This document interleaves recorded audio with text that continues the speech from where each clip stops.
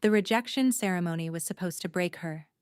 When Alpha King Kael Vantris stood before his entire kingdom and declared that he, the most powerful wolf in the realm, was severing the sacred mate bond with Seren Voss, everyone expected her to shatter. They expected tears, begging, the pitiful collapse of an Omega who had dared to dream above her station. But Seren didn't cry. She didn't beg. She looked at the king with those strange silver eyes that had always unsettled people, and she said two words that would change everything. I accept. The silence that followed was deafening. No one accepted a rejection. Not from a king. Not from a true mate.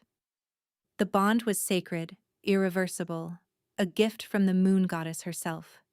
Yet Seren simply turned her back on the Alpha King and walked toward the doors. That's when his rage erupted. The windows exploded. The stone floor cracked beneath his feet. Wolves twice his age dropped to their knees from the sheer force of his dominance flooding the hall. But Seren kept walking. She didn't know that his rejection was never meant to be accepted. She didn't know about the curse that had forced his hand, or the uncle who had orchestrated everything. All she knew was what she had seen in the threads of fate that only she could perceive. Staying would destroy them both. What neither of them understood was that walking away would nearly destroy them too. The great hall of Ironvale Keep had never been so crowded. Wolves from every corner of Valdris had gathered for the ceremony, nobility and commoners alike pressing against the ancient stone walls to witness history. An Alpha King claiming his fated mate was rare enough. An Alpha King claiming an Omega from a minor border pack was unprecedented. Seren stood at the end of the crimson carpet that stretched toward the obsidian throne, trying to keep her hands from trembling. Her brother Bram had begged her not to come. He had seen what happened to Omegas who climbed too high. They fell. They always fell. But when the royal summons arrived bearing the king's seal, refusing was not an option. The mate bond had already been confirmed by the kingdom's seers. She belonged to him now, whether she wanted to or not. And the worst part was, she had wanted to. She had seen him once before, 3 moons ago, when he had visited her pack during a border dispute. He had been distant, his face carved from granite. But when their eyes met across the crowded hall, Seren had felt the bond snap into place like a thread of liquid fire connecting her soul to his. Her wolf, usually so quiet inside her, had stirred with sudden recognition. For one breathless moment she had seen something flicker in those pale blue eyes. Recognition, hunger. Then he had turned away as if she were nothing. Now she stood in his hall, wearing a gown of silver silk that his servants had provided, waiting to be claimed by a man who had spent 3 months pretending she did not exist. The crowd parted, and the Alpha King descended from his throne. Kael Vantris was enormous, towering over every wolf in the hall. His shoulders were broad enough to block out the torchlight, his jaw sharp enough to cut glass. Pale hair fell past his collar, and his eyes were the blue of a winter sky before a storm. Beautiful. That was what the court whispered about him. Beautiful and terrible and utterly without mercy. He stopped 3 feet from Seren, close enough that she could feel the chill radiating from his skin. That was strange. Alphas ran hot. Everyone knew that. But Kael Vantris felt like frost given form. Seren Voss, he said. His voice carried through the hall without effort, deep and commanding. Omega of Thornwood Pack. Yes, Your Majesty, she replied, keeping her voice steady. Vanished. The bond between us has been broken. I'm sorry, Seren. I can't do this anymore. Vanished. The bond between us has been confirmed by the seers of Valdris, he continued, his tone flat. However, after careful consideration, I have determined that this bond does not serve the interests of my kingdom. A king requires a queen of noble blood, of proven lineage, of political value. His jaw tightened almost imperceptibly. You are none of these things. Whispers became gasps. Somewhere behind her, a woman laughed. Therefore, before the witnesses gathered here, I formally reject the mate bond between us. You are released from any claim to my name, my throne, or my pack. Seren stared at him. She should have been devastated. She should have dropped to her knees and begged him to reconsider. That's what Omegas did when rejected by their alphas. But Seren was not looking at the king's expression. She was looking at what only she could see. The threads of fate that connected every living soul. The golden thread between them was still there, pulsing with light, screaming that this was wrong. And wrapped around his heart, she saw something else. A chain of shadow. Dark tendrils of cursed magic so vile they made her stomach turn. He wasn't rejecting her because he wanted to. He was rejecting her because something was forcing him to. The realization should have changed things. But threaded through that shadowed chain, Seren saw her own death. If she stayed, if she fought, she would die. So she made her choice. I accept your rejection, Your Majesty. The words fell like stones into still water. The hall went utterly silent. Shock broke through Kale's mask for the first time, raw and unguarded. You accept, he repeated slowly. Yes. Seren lifted her chin. I release any claim to you, your name, your throne, and your pack. She turned her back on the Alpha King of Valdris and began to walk. The wave of dominance that crashed through the hall was unlike anything she had ever experienced. It drove wolves to their knees. It shattered the windows along the eastern wall. It cracked the ancient stone floor in spiderweb patterns radiating from where the king stood. Seren stumbled but did not fall. She did not look back. The great doors loomed before her, her only escape. 10 more steps. 5. You will not leave this hall. His voice was barely human, layered with the growl of his wolf. The command slammed into her with physical force. But Seren had spent her entire life learning to endure. And unlike every other wolf in that hall, she was not bound to obey him. Not anymore. She pushed through the doors and disappeared into the night. Behind her, the Alpha King's roar shook the very foundations of Ironvale Keep. The stables were deserted when Seren arrived, her silver gown torn at the hem from running through the corridors. Her mare, Mira, whickered nervously at the distant sounds of chaos echoing from the great hall. Easy, girl, Seren whispered, fumbling with the saddle straps. We just need to get past the gates. Her hands were shaking. Her whole body was shaking. The bond she had just severed was screaming inside her chest, a raw wound that would take years to heal. Her wolf paced restlessly beneath her skin, confused and grieving. Going somewhere? Seren spun, her heart slamming against her ribs. A man leaned against the stable doorway, arms crossed, watching her with sharp golden eyes. He was older than the king, perhaps by a decade, with the same pale hair and aristocratic features. But where Kale's face was carved from stone, this man's held a predator's smile.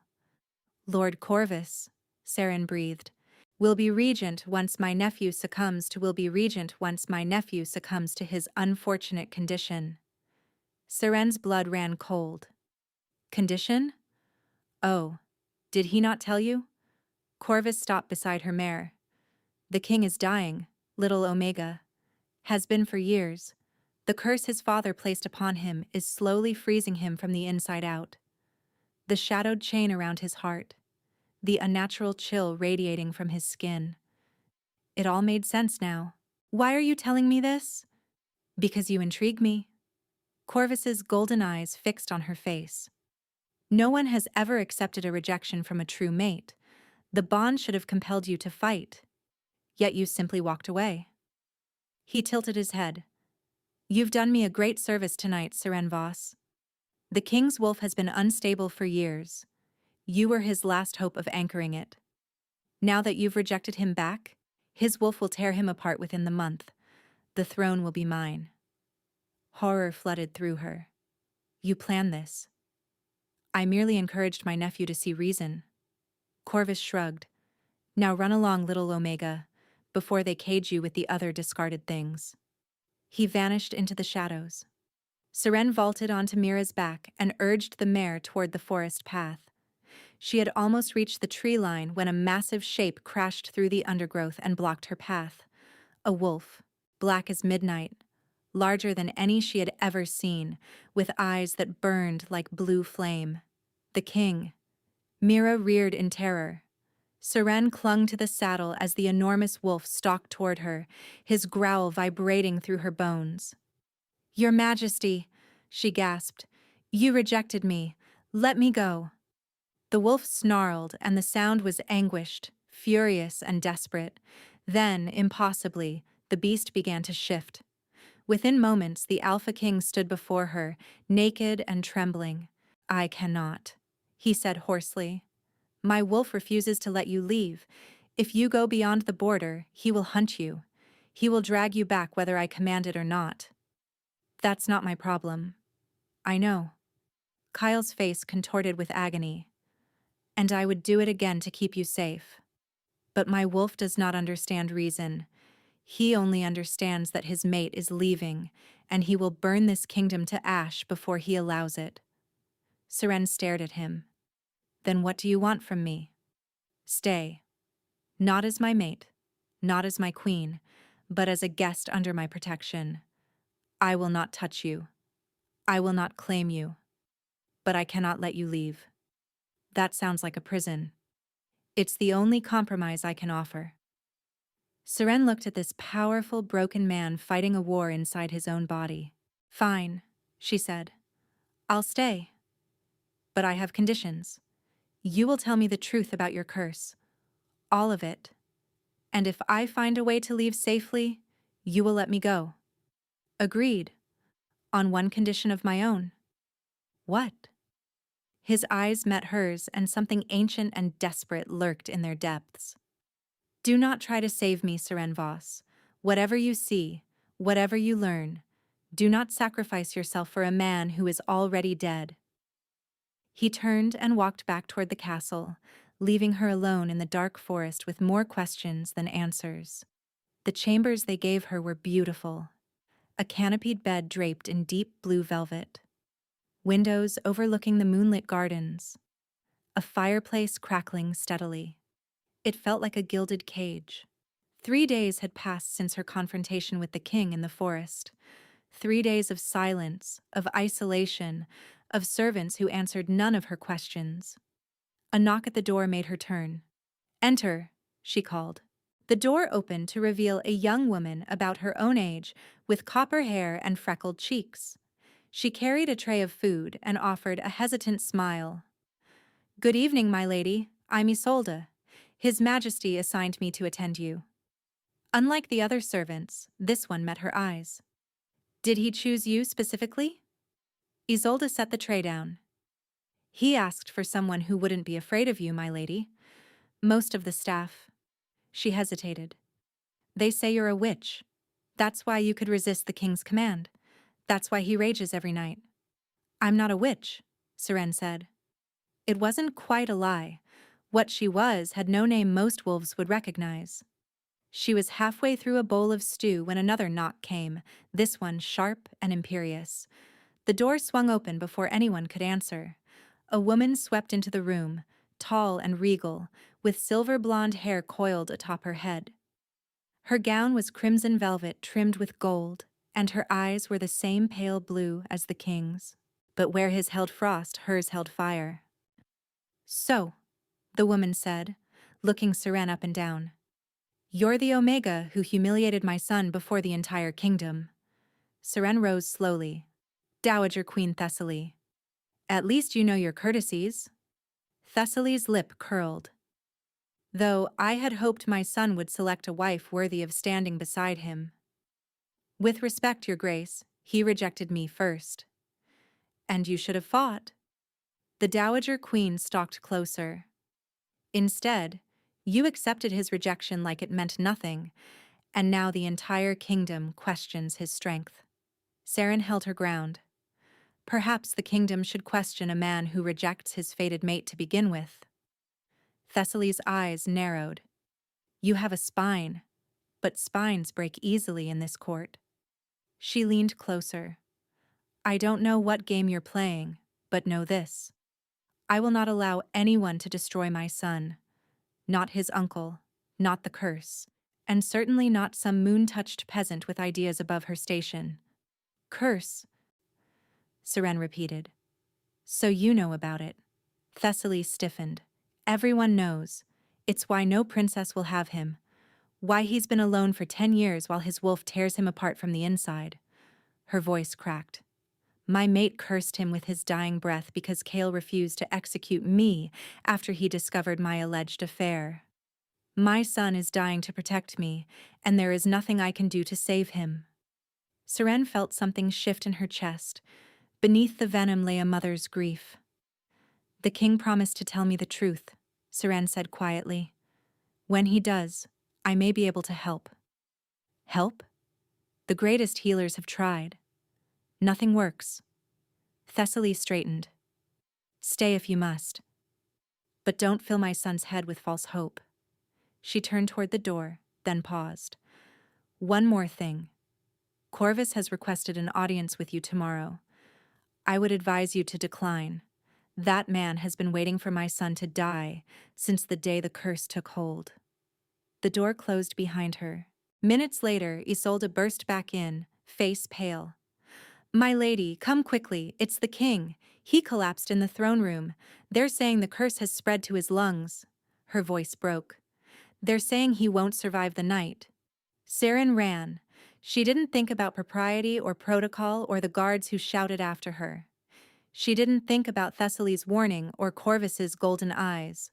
All she could see were the threads of fate, and right now, the golden thread connecting her to Kyle was flickering like a candle in a storm. The throne room doors stood open, wolves crowding the entrance. Seren pushed through without apology. Kyle lay crumpled at the base of his throne, his skin white as bone, frost creeping visibly across his throat and chest. His beta, Daxon, knelt beside him, while healers shouted orders no one could follow. His temperature is dropping too fast, one healer cried. Fire won't help, another argued. The curse consumes heat. Seren dropped to her knees beside the king. Up close, he looked even worse. His lips were blue. His breath came in shallow rattles, and the shadowed chains she had seen around his heart had multiplied, dark tendrils wrapping around his lungs. Can you help him? Daxon asked desperately. I don't know, but I have to try. She reached for Kale's hand. The moment her skin touched his, she gasped. He was frozen, colder than ice, colder than anything living should be. But beneath that chill, she felt something else. His wolf. Howling inside him, thrashing against the chains, trying to reach her through the bond they had severed. Seren closed her eyes and did something she had never done before. She reached for the threads. Her gift had always been passive, a curse of seeing rather than doing. She could perceive the threads of fate that connected every soul. But she had never tried to touch them, to manipulate them. Her mother had warned her what happened to those who did. But her mother was dead, and the king was dying, and Seren refused to let Corvus win. She found the golden thread between them, still burning despite everything, and she pulled. Heat flooded through her, pouring from her core into their joined hands. It wasn't physical heat. It was something older, something that existed in the space between souls. The frost on Kyle's chest stopped spreading. His next breath came easier. Then his eyes flew open, gold, blazing with his wolf's presence. Mate, he growled, and the word resonated through her bones. Before she could react, his hand gripped the back of her neck, pulling her down until their foreheads touched. You shouldn't have done that, he whispered, his voice his own again.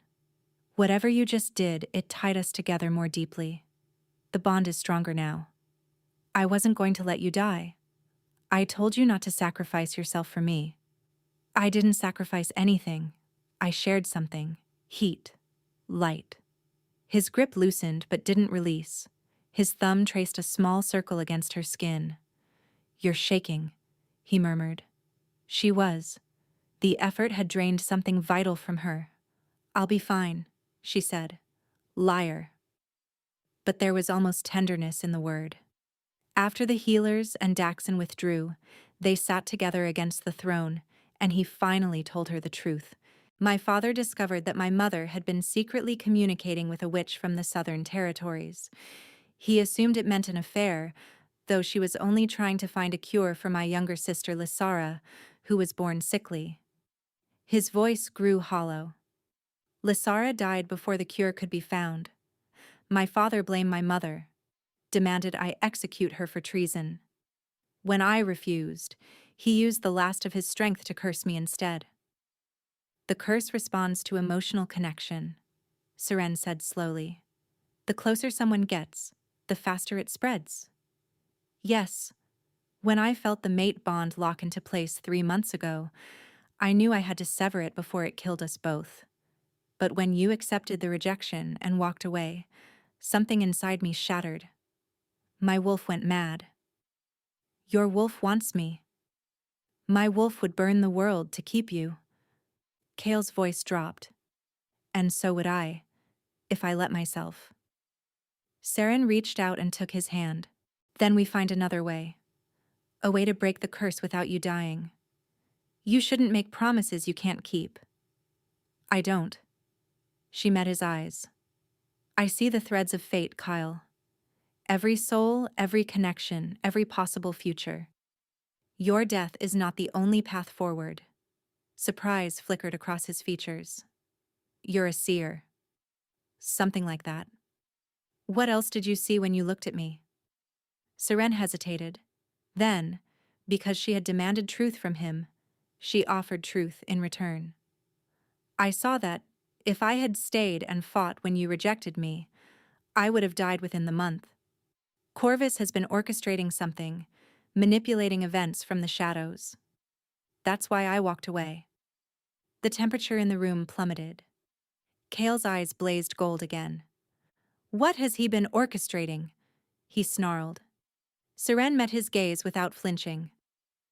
"I don't know the details yet, but I intend to find out." Over the following weeks, something shifted between them.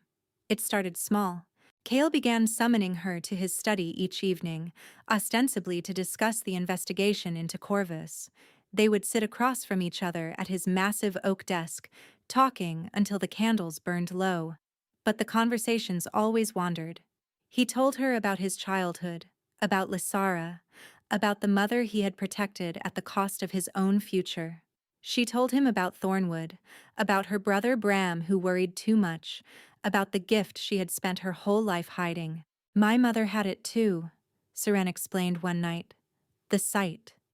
She called it the weaving, the ability to see and sometimes touch the threads that connect all living things. "She taught me to hide it because people fear what they don't understand." "Is that why you've never mentioned it before?" "Partly, but also because seeing isn't the same as changing. I can perceive possible futures, but I've never been able to alter them. What I did that night, pulling on the thread between us that was new." Kale's hand covered hers, stilling her nervous tracing on the desk. His skin had lost its deathly chill, warmth slowly returning. "I'm sorry about your mother," he said simply. They sat like that for a long moment, hands touching, saying nothing. It became a pattern. Every evening she would come to his study. Every evening they would talk until the moon rose high. And every evening he would find some excuse to touch her. A hand on her shoulder as he leaned over to show her a document, fingers brushing hers when he passed her a cup of tea. His knee pressing against hers beneath the desk when the fire burned low. "You're getting better," she observed one evening, pressing her palm flat against his chest. His heart beat strong beneath her hand. Kale went very still. "You've been feeding me through the bond. I can feel it every time we touch." Realization dawned on her face. She hadn't known she was doing it consciously. Is that why you keep finding reasons to touch me? A faint flush colored his cheeks. Partly, but mostly I touch you because I cannot seem to stop myself. Kale. I know. He caught her hand, pressing it more firmly against his chest. I know this is dangerous. Every moment I spend with you risks accelerating the curse, but I've spent 10 years keeping everyone at arm's length, and I'm so tired, Seren. His voice cracked. I'm so tired of being alone. She stepped closer. Then let me stay, she whispered. His control shattered. He pulled her into his arms, burying his face in her hair. His body pressed against hers, still cooler than a wolf should be but improving by the second. This is madness, he murmured against her neck. Yes, I could hurt you. I know. Then why aren't you running? Seren pulled back to meet his eyes. Because the thread between us is the brightest thing I've ever seen. Whatever your father's curse tries to do, our bond is stronger. He kissed her. It wasn't gentle. It was the kiss of a man who had been starving for 10 years. His mouth claimed hers with desperate hunger, his hands fisting in her hair. When they finally broke apart, Kale's eyes were gold again. Mate, his wolf rumbled. Mate, Seren agreed. That night, for the first time in 10 years, the Alpha King of Valdris slept without shivering. And curled against his side, her wolf finally at peace, Seren allowed herself to believe that everything might actually be all right. She should have known better. The next morning, disaster arrived, wearing Corvus's calculating smile. A delegation from the southern reaches had arrived. At their head stood a woman of breathtaking beauty, with raven hair and eyes the color of blood-red rubies. Who is that? Seren asked Isolde. The maid's face had gone pale. Lady Ravenna Blackthorn, daughter of the Southern Alpha. There were negotiations years ago for a marriage alliance with King Kale. Seren's stomach dropped. What happened? The curse. When word spread that the king was dying, her father withdrew her. But now Lady Ravenna has arrived with a witch who claims she can break the curse, and Lord Corvus has convinced the council that the king must marry her if the cure succeeds.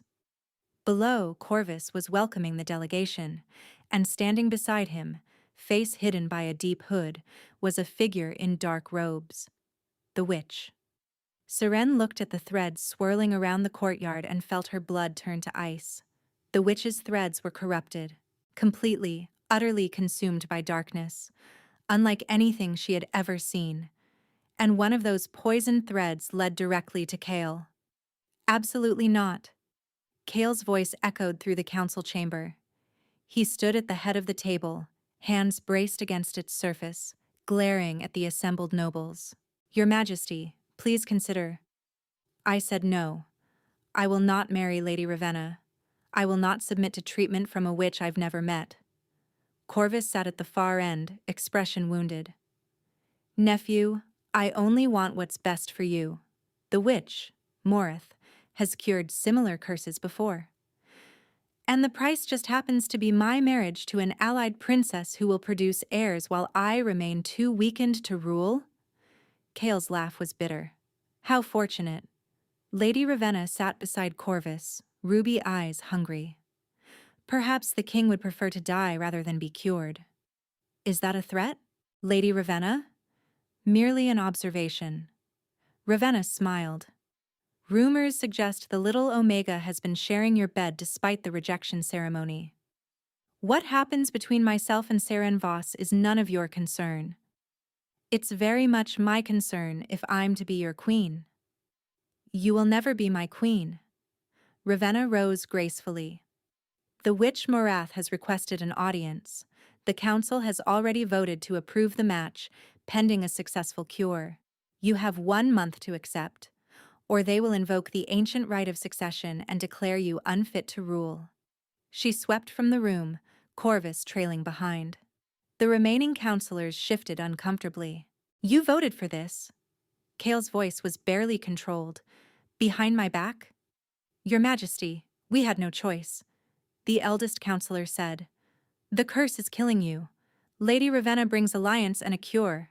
What does the Omega bring except scandal? She brings me, Kale snarled. She brings my wolf.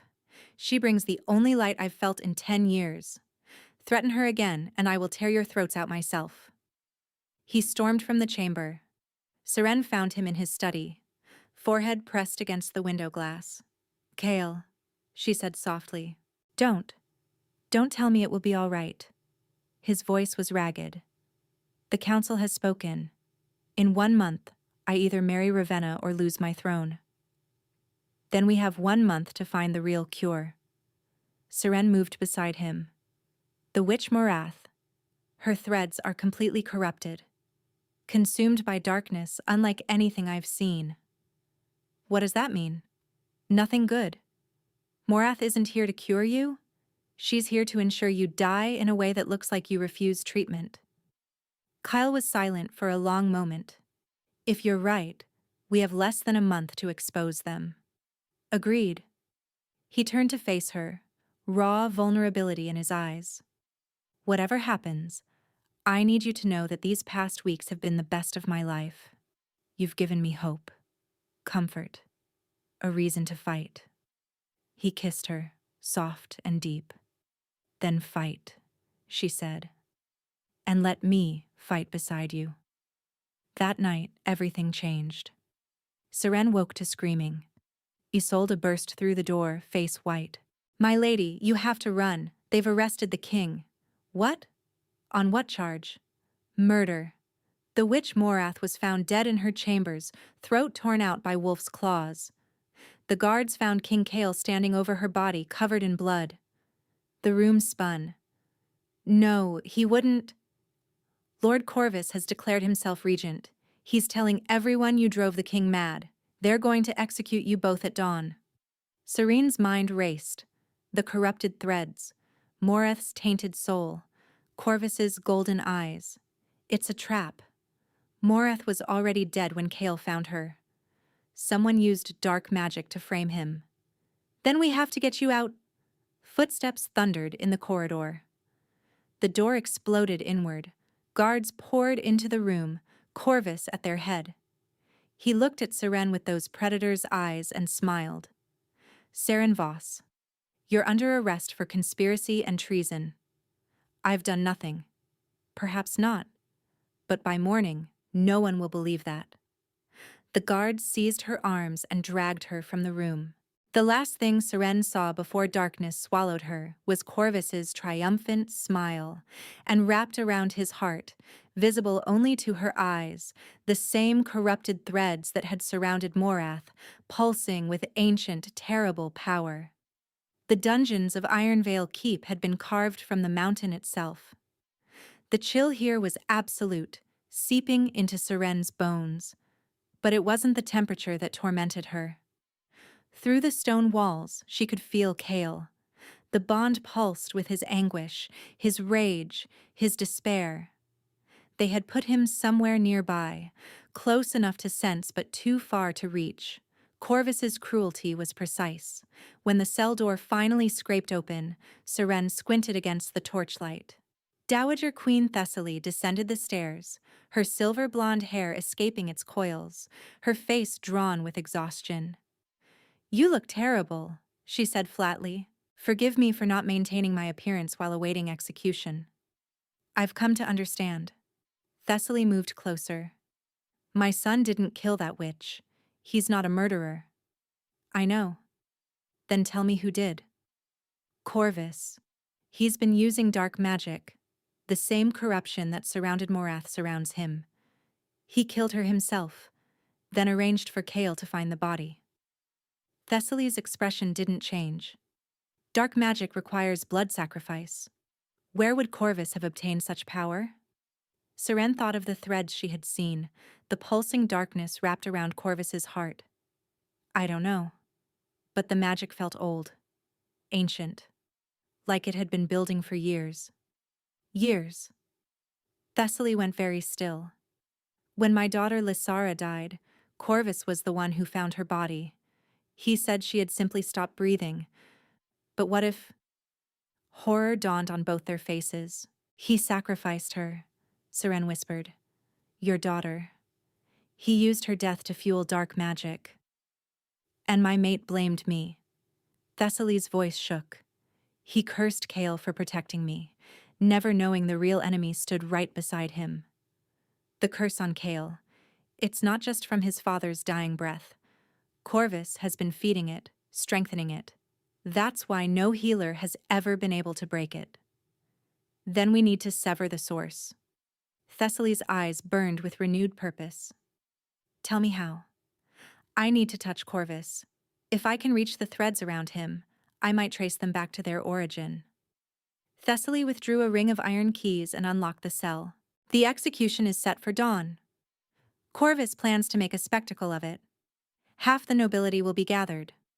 Then that's where we need to be. There's something else. Thessaly's voice tightened. Corvus has your brother. Seren's blood turned to ice. Bram? He arrived 2 days ago, trying to rescue you. He's being held in the tower.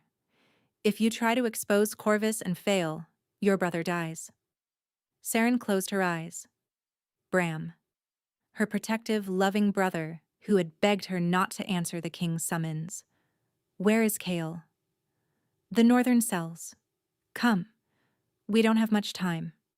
They moved through the dungeon's winding passages, Thessaly leading the way with quiet confidence. When they reached the northern corridor, 2 guards stood watch. Thessaly didn't hesitate. The prisoner requires medical attention. Step aside. The guards exchanged uncertain glances but obeyed their former queen. They found Kale chained to the wall, silver manacles burning his wrists. When he heard them approach, he didn't look up. Come to watch me suffer, mother. I've come to set you free, you stubborn fool. Kale's head snapped up. The moment he saw Seren, something broke in his expression. You're alive. He strained against his chains. Seren, I didn't kill her. I swear to you. I know. She caught his face in her hands. Corvus did this. He's been using dark magic, feeding your curse, and we're going to stop him. How? I'm going to expose him, at the execution, in front of everyone. Alarm flashed across his features. You said manipulating the threads has consequences. Some things are worth the cost. You're worth the cost. Seren, no, I won't let you sacrifice yourself. I've seen the threads, Kale. Every possible future. In most of them, we both die. But in one, just one, we survive. We break the curse. We live. What does that future require? Seren smiled, though her heart was breaking. It requires you to trust me, no matter what you see, no matter what happens. Thessaly finished unlocking his chains. I trust you, Kale said quietly, with my life, with everything I am. He kissed her, fierce and desperate. When they parted, dawn was breaking through the narrow window. It was time. The execution courtyard was packed. Nobles crowded the galleries. Common folk pressed against the outer walls. And at the center stood Corvus, resplendent in royal purple. Citizens of Valdris, we gather today to witness justice served. Our beloved king has succumbed to the madness of his curse, and the Omega who drove him to this state must share his fate. Seren stood on the execution platform, hands bound. Across from her, Kale knelt in chains, eyes fixed on her face. Trust me, she willed him. Daxon stood among the guards, his face a mask of conflict. His eyes met Seren's briefly, and she saw something there. Doubt about his orders, loyalty to his true king. Lady Ravenna stood beside Corvus. Such a tragedy. If only the king had accepted proper treatment. Corvus raised his hand, and an executioner stepped forward. Wait. Every head turned toward the gallery where Thessaly had risen. I invoke the ancient right of final testimony.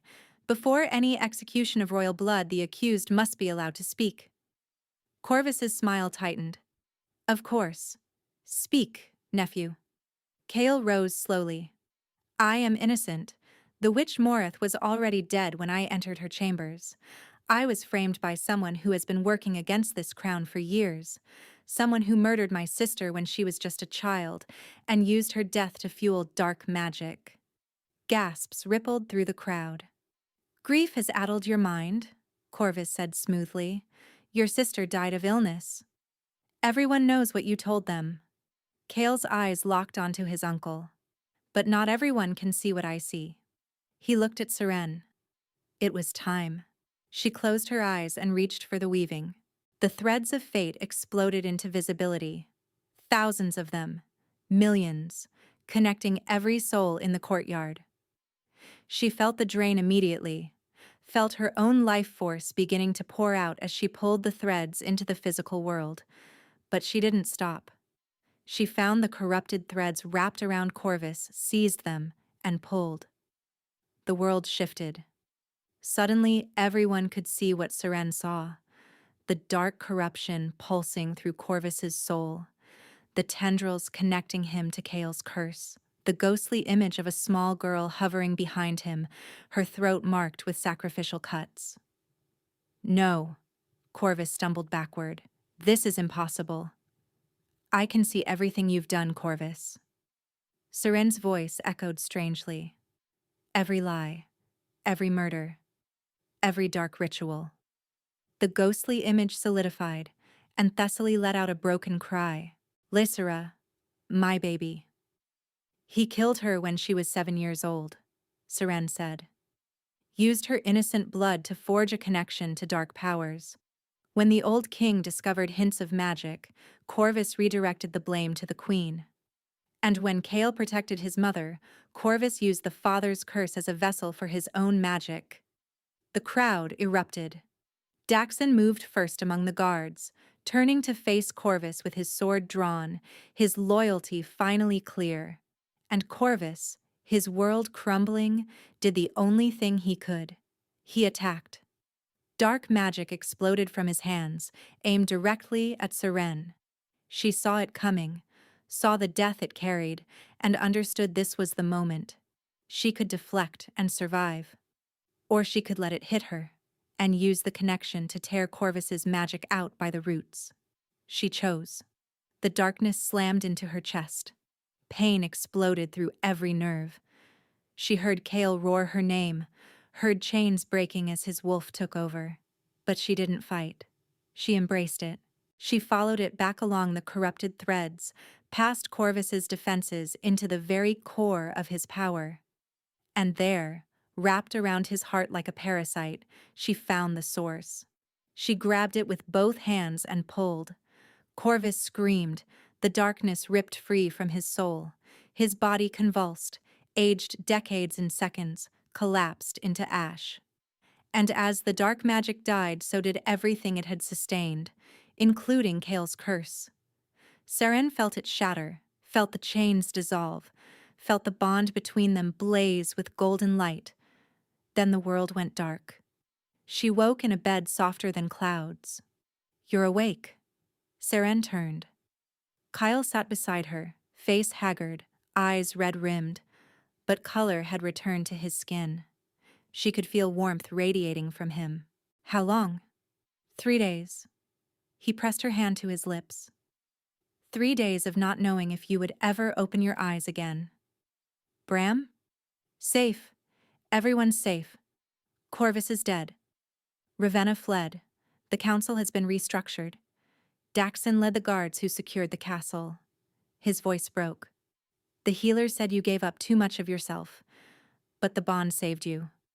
All that light you'd been feeding me came back when you needed it most." Seren's eyes filled with tears. "You saved me. We saved each other." He leaned down, pressing his forehead to hers. "Mate. Mate," she whispered back. 6 months later, Seren stood in the great hall of Ironvale Keep, wearing a gown of silver and gold. The kingdom had gathered to witness their alpha king formally claim his true mate as queen.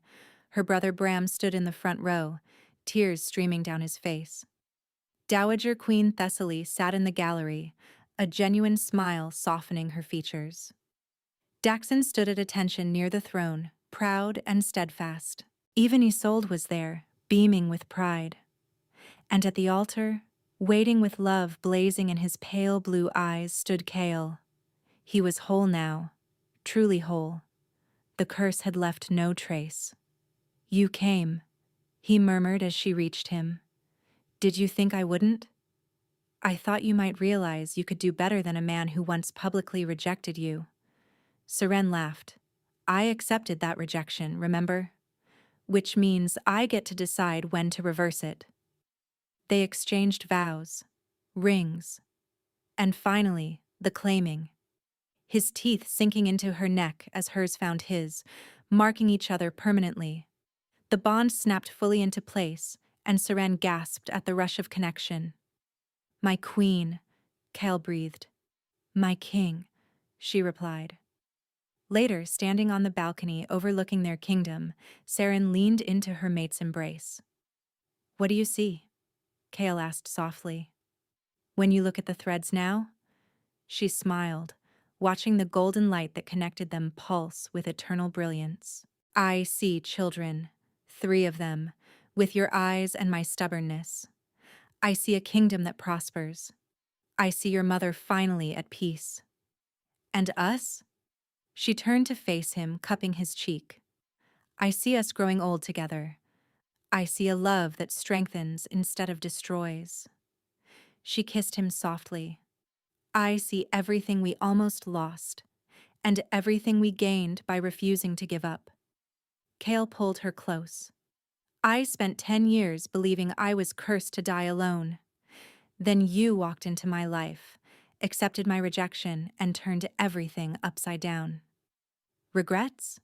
He laughed, free and joyful. "Not a single one."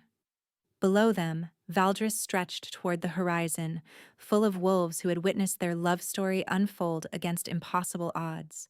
It was a story that would be told for generations. The Omega who accepted rejection, the king who learned to love, and the bond that proved stronger than any curse.